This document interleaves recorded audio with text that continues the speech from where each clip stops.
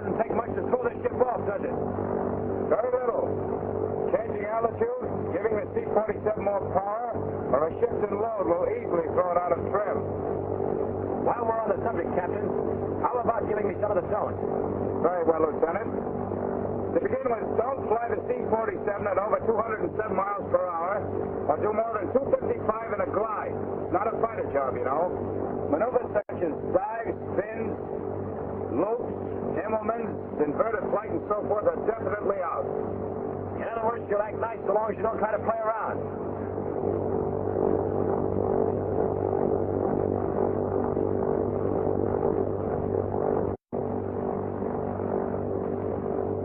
Time to go home. Want to give the car a buzz?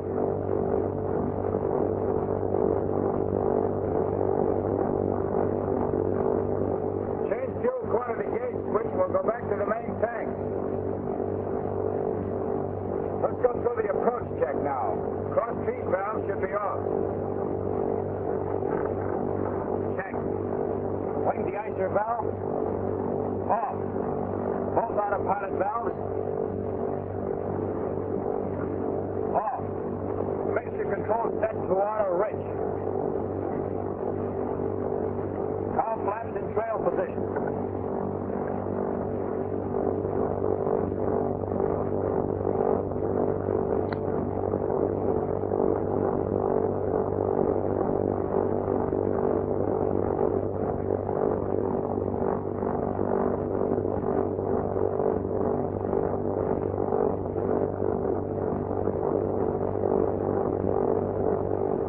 What's my airspeed? 150. Altitude? 1200. Gear down.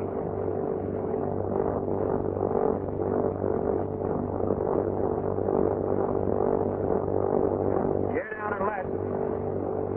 Light green. Pressure up. Neutral. I have a wheel. I have a wheel. Is the tail wheel locked? Locked. I'm going to depress the brakes to check for normal pedal pressure.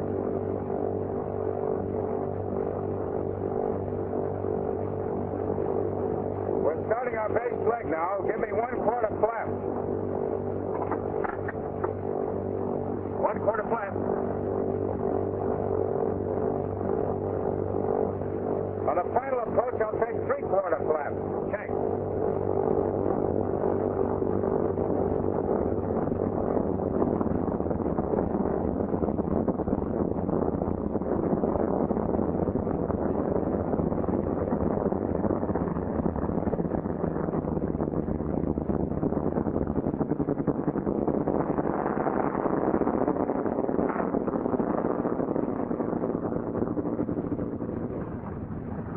Unlock the tail wheel and open the cowl flap.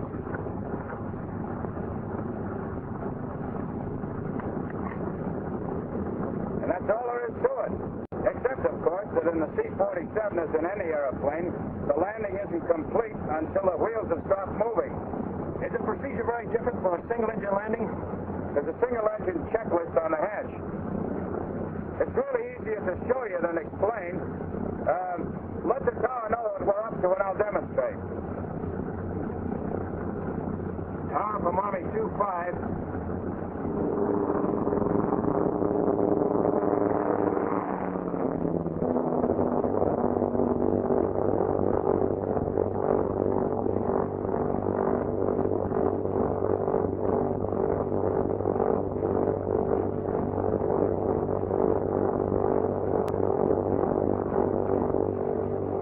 Mechanical failure of the engines and propellers, remain cool. Take time to determine which engine isn't functioning properly. Okay, here we go. First, I increase the power of the good engine to maximum required. Enrichen the mixture. Then I put the propeller on the good engine in low pitch. When do you change the gas selector valve to the tank with the most fuel in it? Right now, that's the next step. Left rein, sir. I close the oil shutter on the bad engine. Check the gear up, flaps up. Gear up, flaps up. I pull the throttle of the bad engine back. Also the prop pitch control. And I return mixture control to idle cutoff. Now we're ready to feather that prop, so we hit the feathering button.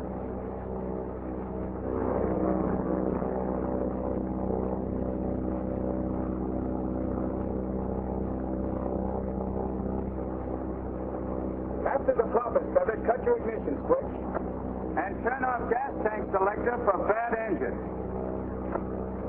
Set fire extinguisher selector valve to bad engine. Adjust mixture of good engine to emergency position. Turn off battery switch on bad engine. Recheck landing gear and flaps for full up position. Gear up, flaps up. Shift hydraulic system to good engine. Adjust power so that RPM is increased by 100 for every 2 inches of manifold pressure used above 30 inches. Use minimum power required. If more than maximum rated horsepower is necessary, put prop control in full low pitch. I notice you keep the plane at about 120 miles an hour. That's the recommended cruising speed. During single engine flight with any appreciable power being used, control can't be maintained below 85 miles per hour. Best results are obtained if the fuselage is held parallel to the line of flight.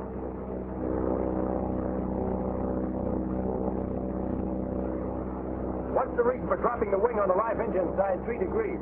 Because I want to counteract the skidding effect of the rudder force. This attitude produces minimum drag and maximum cruising speed with a given power. Catch on? Yeah, I get it. But to keep all that stuff in your head, you sure have to be a walking check order. Or a flying one. But don't worry, Warren. When you get out of it, you'll be able to feather a prop or adjust to one motor in a matter of seconds. But there are about 20 steps to go through. All right, figure a second for each step. It took me longer just now because I was explaining it to you as I went along. Here, I'll unfeather the prop and show you what I mean. In unfeathering, with throttle closed and prop in decrease, you switch the ignition to both. Check. Make sure mixture control is in idle cutoff.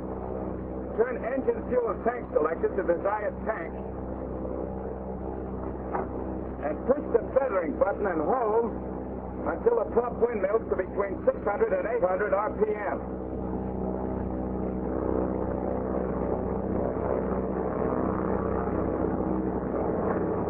I'm releasing the feathering button.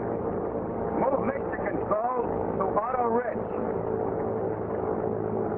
Advance throttle and prop controls gradually to let the engine warm up. Only you're cutting her again to show me that feathering a prop can be done in 20 seconds. Right. Blessed by a good pilot. Get your stopwatch ready. All set? Right, sir.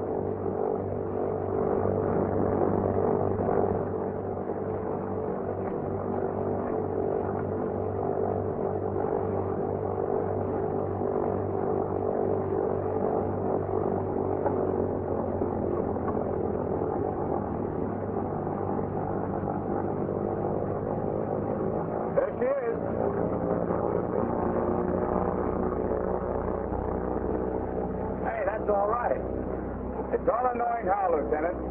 Most of our transition pilots have the wrong idea of how long it takes to get this airplane operating properly on one engine. If they get this procedure down pat, there'd be a lot fewer accidents. Yeah, I can see that.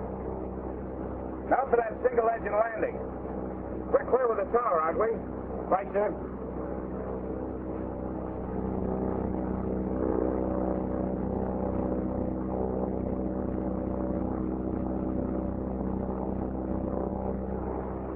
Approach is pretty much the same as landing without flaps. But when you're certain you'll make it out of the field, lower your flaps. Keep your airspeed at 95 to 100 on approach. Then when you're ready to land, your rudder flatness should be returned 2 to 3 degrees from neutral. Then it's regular procedure. Gear down.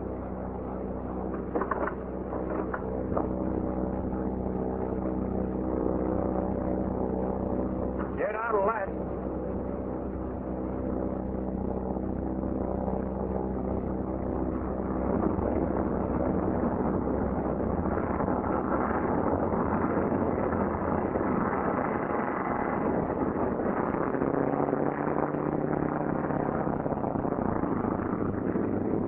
And that's all there is to it. Except, of course, we've got to start the other engine before we can taxi.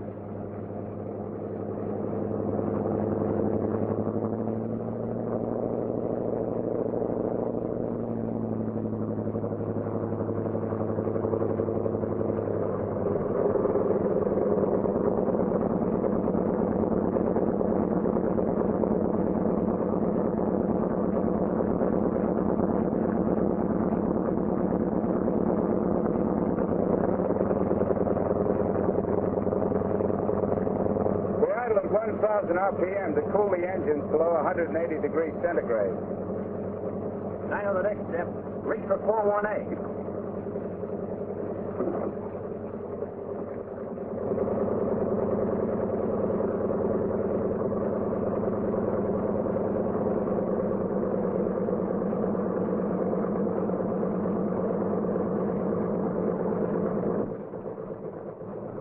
I noticed you kept the flaps down after contact with the ground. Well, two schools of thought on that. But some pilots spill them. I leave them down to serve as an air brake. They also help to retard the forward roll. That was the first day for Lieutenant Warren. His introduction to the C-47. He came to know that ship a lot better in the days that followed. Got to know the inside of that cockpit so he could reach for every control with the familiarity of a skilled carpenter reaching for his tools of trade. He came to know and trust those instruments on the panel in front of him as real friends who, when understood, can help make flying the C-47 more of a pleasure than a job. Yes, piling up those necessary hours of transition training taught Lieutenant Warren many things. Safety in the air and on the ground became a matter of habit. Little things like checking to see if the crew chief had locked the rudder, elevator, and ailerons became important things to this man, whom so many others would soon depend upon. You remember where we first met him. Let's put him right back up there, in the cockpit of that C-47 where he belongs. He and his co-pilot, twin custodians of the lives of these men. They've got to be good, these pilots of the Troop Carrier Command. They've got to be good to fulfill the command's motto. He conquers who gets there first.